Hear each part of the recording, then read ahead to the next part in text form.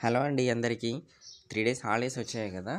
వీకెండ్‌కి ఇంటికెళ్దామన్నట్టు regular highway మీద నుంచి కాకుండా బైపాస్ నుంచి వెళ్దామని ఊర్లలో నుంచి స్టార్ట్ అయ్యాము. పచ్చని గ్రీనరీ చూస్తే వెళ్ళొచ్చని. చూడండి గ్రీనరీ ఎంత ప్లెజెంట్‌గా ఉందో. మధ్యలో మధ్యలో ప్లేస్ ఉన్న దగ్గర ఇక్కడ కొంచెం ఆగాము. పచ్చని పొలాలు పిల్లలకు కూడా చూపిద్దామని. వాళ్ళు కూడా చాలా హ్యాపీగా ఫీల్ అయ్యారు. ఆ తర్వాత కాసేపు ఈ పొలానికి పెట్టిన నీళ్ళ దగ్గర కాసేపు ఆడుకున్నారు. శివాంష్ అయితే చాలా అంటే చాలా హ్యాపీ ఫీల్ అయ్యాడు. చూడండి గ్రీనరీ అసలు చాలా ప్లెజెంట్ ఉంది. ఎంతైనా నేచర్లో కాసేపు టైం స్పెండ్ చేస్తే వచ్చే ఫీలింగే వేరు అసలు. కాసేపు అట్లా ఆడుకున్న తర్వాత మళ్ళీ వేరే తోటకి వెళ్ళాము.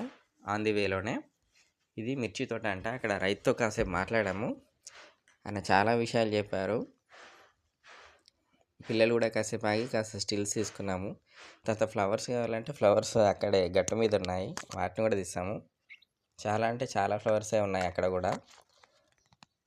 తర్వాత మళ్ళీ పక్కనున్న పొలంలో కూడా ఇలాగే వాటర్ది పెడితే మళ్ళీ అక్కడ కాసేపు ఆడుకున్నాము.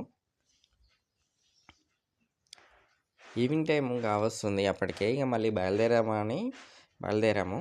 జర్నీ అయితే చాలాసేపు జరిగిందని ఎక్కడ అసలు కొంచెం కూడా నెర్వస్ కాలేదు. మధ్యలో వెళ్తుంటే ఇట్లా రోడ్డుకి ఎదురుగా మాకి ఇట్లా మేకల మంద ఒకటి వచ్చింది. మొత్తం బ్లాక్ చేసాయి రోడ్ని అవి. తర్వాత వాళ్ళు వచ్చి కాస్త సైడ్ చేసిన తర్వాత మళ్ళీ స్టార్ట్ అయ్యాము.